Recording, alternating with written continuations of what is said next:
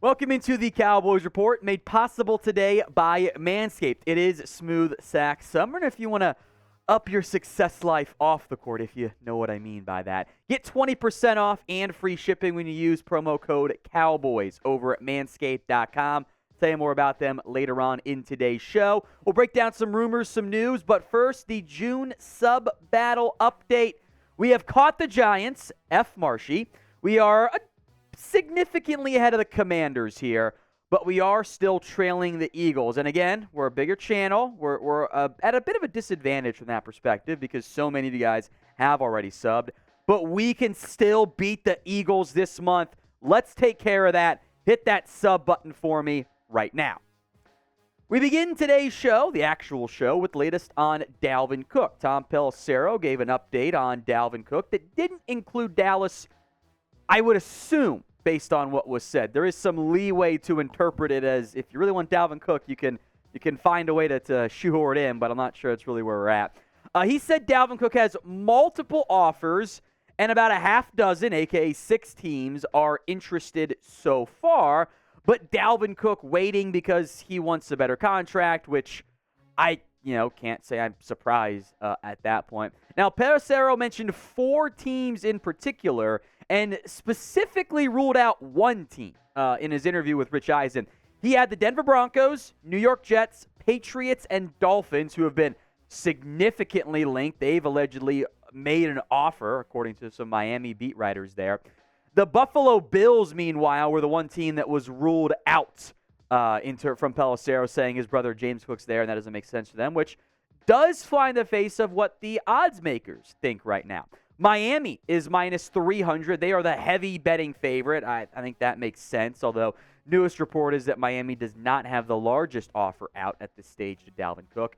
The Jets at plus 250. The Bills at plus 500. Bengals plus 100. And Dallas is fifth in the odds, despite there not being much buzz on Dalvin Cook. And I believe the report from Pelissero means Dallas is not interested, because what do we know?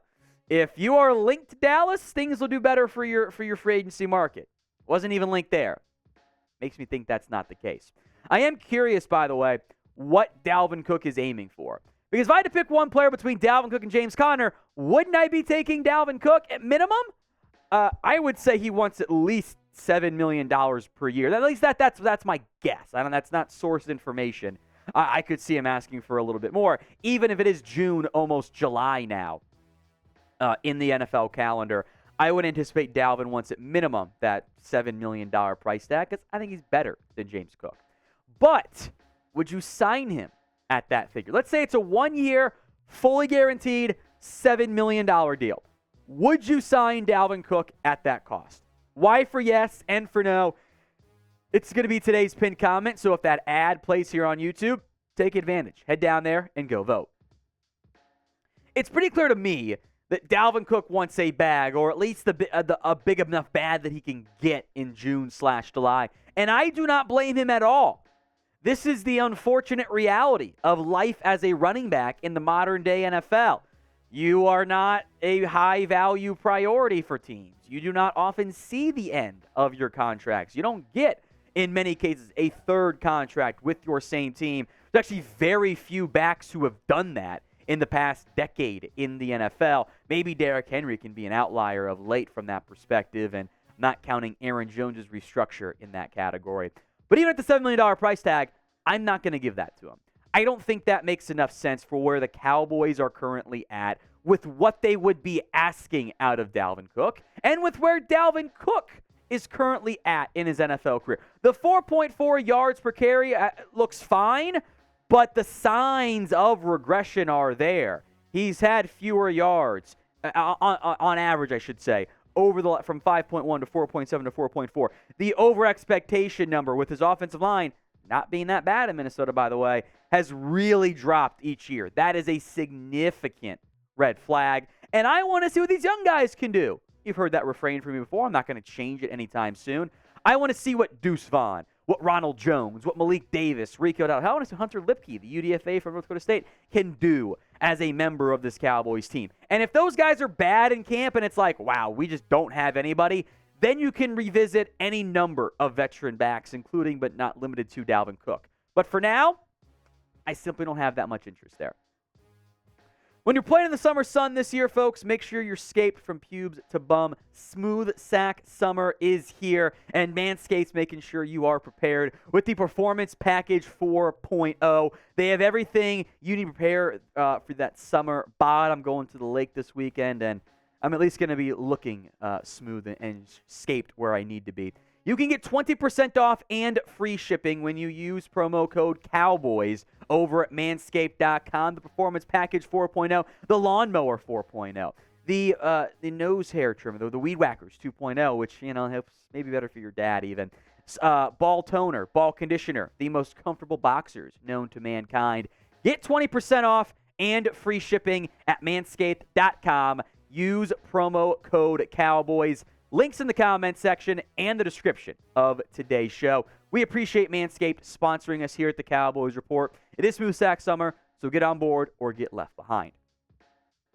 Let's talk Lane Johnson now. Some love from the Eagles' star right tackle for two Cowboys players. He recently named his top 5 edge rushers in the NFL, and he had 2 Cowboys players on that list. The top 5 were Myles Garrett of the Cleveland Browns, Max Crosby of the Raiders, TJ Watt of the Steelers, Micah Parsons, and then instead of like a Bosa brother or somebody else, Demarcus Lawrence was on that list. Now, let's start with Micah.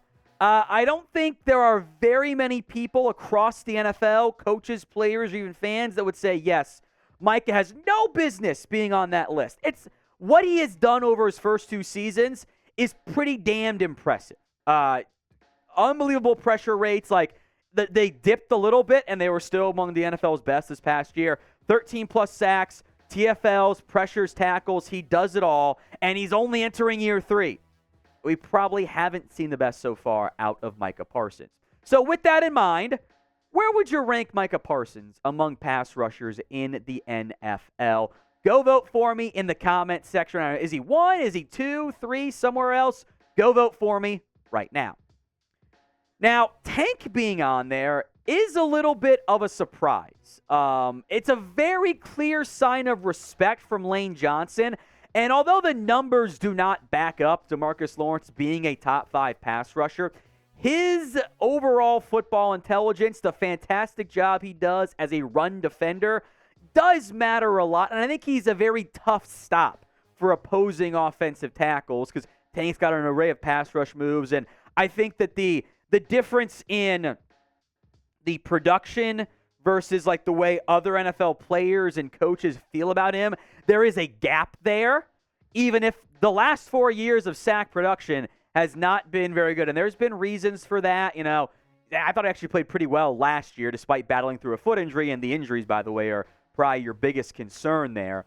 But he's definitely the second best pass rusher now on this Cowboys team. There's really no arguing that. It's definitely Micah Parsons is number 1, but maybe tanking it closer to a double-digit sack campaign, especially if the run defense is improved with Mozzie Smith, and Tank can get some more opportunities despite being really effective as a stunter and helping free up Micah Parsons last year. So how many sacks does Demarcus Lawrence get this year for the Dallas Cowboys? Sound off for me in the comment section. I'd love 10. Maybe it's a little bit less, but hey, maybe it's a little bit more. Speaking of more, that's what CeeDee Lamb's going to get on this next contract extension, which he's due for. The Athletic's John Machota broke down where things sit with Lamb's contract extension. The expectation remains that the Cowboys and Lamb are going to get a deal done in the not-too-distant future, that contract will be figured out, probably, if not before camp, early on in that stage, and they'll get that done because that's how the Cowboys, tend to do business when it's all said and done. Now, the reported expectation for the Lamb contract is $25 to $30 million, and I do think that's about right. I think that's where Lamb's deal should check in. We'll break down why here in just a little bit, but that's the right range with what other players have got and what CeeDee Lamb is worth, having gotten better each and every single season over the course of his NFL career and being a legitimate wide receiver 1. So knowing that's the figure, 25 to 30, if you're anything even below 25 or 26 is probably team friendly. What is the most that you guys would choose to pay CeeDee Lamb? Go ahead and sound off for me in the comment section right now. The highest paid wide receivers per year, look at this. DeAndre Hopkins now off the list. The names to watch here: Terry McLaurin, Deebo Samuel, DK Metcalf, A.J. Brown. All four fit the exact same mold. Young, talented, gifted, agents the same, along with CeeDee Lamb. You factor in the rising salary cap costs, or salary cap, I should say. The fact that the last guy gets paid a little bit more. The floor should be an A.J. Brown. The ceiling's probably, maybe Devontae Adams. We'll see if that ends up being the case or not. But the Cowboys have set themselves up for, luckily, having to pay CeeDee Lamb. And he's worth it in every sense of the word. I am very excited to see how what Lamb's deal looks like, because it's worth it. He's not the only one due for a new deal, by the way. And if you can prioritize it, maybe a player like a T. Higgins or Brandon Ayuk get paid more than Lamb does if you do Lamb's deal first. Justin Jefferson will get paid more, and Lamb will not beat Jefferson even if he does it afterwards. Like, J.J. is going to be the highest receiver in the NFL. That's fine. Pittman, Judy, probably not, but maybe in a year, if they play great this year in free agency, they get paid more. So just get the Lamb deal done. I'd say like 4 years, $26 million.